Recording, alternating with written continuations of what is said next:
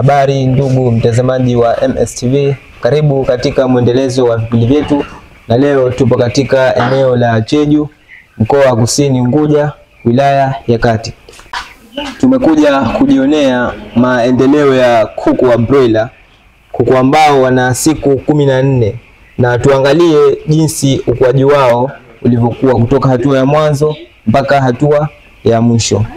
Na kusihi ndugu mtazamaji, ungana nasi mwanzo hadi mwisho wa kipindi chetu. Usisahau kusubscribe channel yetu ili uwe wa kwanza kupata habari zetu.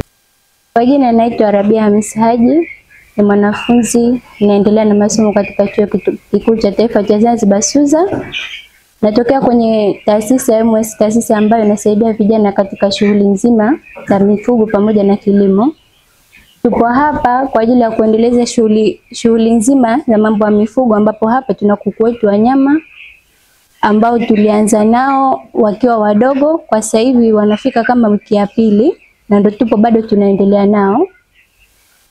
Ni kuku ambao ukuaji wao na mashughulikiaji yao yakienda vizuri, inaweza ikaleta matokeo ya mapema sana kwa muda wa wiki 3 ama 3.5. Tulikuja na kuku 1520 kwa mpaka sasa hivi tuna idadi ya kuku 1500. Kuku hao 1520 kwa hatua ya mwanzo tulianza chakula aina ya starter, tukaatilia na vitamin ambayo tunatumia aina ya Nioxychic, ambayo hiyo tulianzia kwa siku ambayo waliofika mpaka kufikia siku ya 5. Before kuwapa vitamin tulitumia glucose aina ya Kini glucose, tuliwapa kwa masaa 2 kwa siku ya mwanzo. Baada ya hapo tukatumia Nioxychic kwa muda wa siku 5.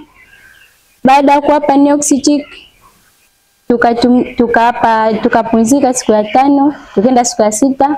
Siku ya 6 tukaatilia maji matupu, siku ya 7 tukaendelea na chanjo ya Newcastle ama chanjo ya mahepe. Baada ya hapo tukaendelea moja kwa moja na zoezi zima la kuanza kuatilia dawa ama supplement aina ya Proboost. Ndio mpaka leo siku ya 13 bado wanaendelea nayo Proboost hiyo kwenye maji. Tunakuwa tunawachanganyishia, inategemea na idadi ya kuku au na maji watakaokunywa. Na pia chakula kutoka siku hiyo tumeanza kutumia aina ya starter, ndio mpaka leo tunaendelea nacho. Inapofikia wiki ya pili, mfano kama kesho ndio itakuwa ni siku ya 14, kwa hiyo tunabadilisha, tunaanza kuwapa chakula aina nyingine aina ya finisher. Wakifikia wiki ya pili ambayo inakuwa ni siku ya 14, ikiwa leo ana siku ya 13 ambapo itakuwa ni kesho. Hapa leo tumewekea maji ya kawaida ambayo hayana dawa. Kesho tunategemea kuwapa chanjo, tunapa chanjo ya gumboro, ambapo hiyo kesho tunabadilishia chakula, tunawekea aina nyingine ya chakula ambayo itakuwa ni broiler finisher kwa ajili ya ukuaji. Baada ya hapo tunaendelezea booster yetu kama kawaida tulianza nayo hapo nyuma. Kwa hiyo tukimaliza chanjo siku ile tunatilia maji ya kawaida, halafu tunaendelezea booster kama kawaida mpaka tena kumalizia.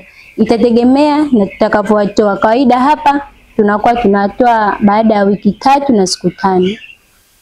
Uliongelea kwamba kuku ambao mwapokea na kuku ambao wabaki sasa hivi ni idadi yao ni tofauti. Je, kuna changamoto gani ambazo zilipelekea labda wengine wakafa? Changamoto iliyotokea hapa ya kuku wengine ambao kupungua nilikuwa kutoka katika kiwanda ambacho wanatutolesha vifaranga. Yaani tulipokuwa tunawaangalia baada ya kufa, tunawachunguza, tunakuwa tunawaangalia, tumegundua kuna changamoto kubwa, yani kwa vile vitovu amba zile umbilical zao zile zinakuwa bado hazijatengenezeka vizuri.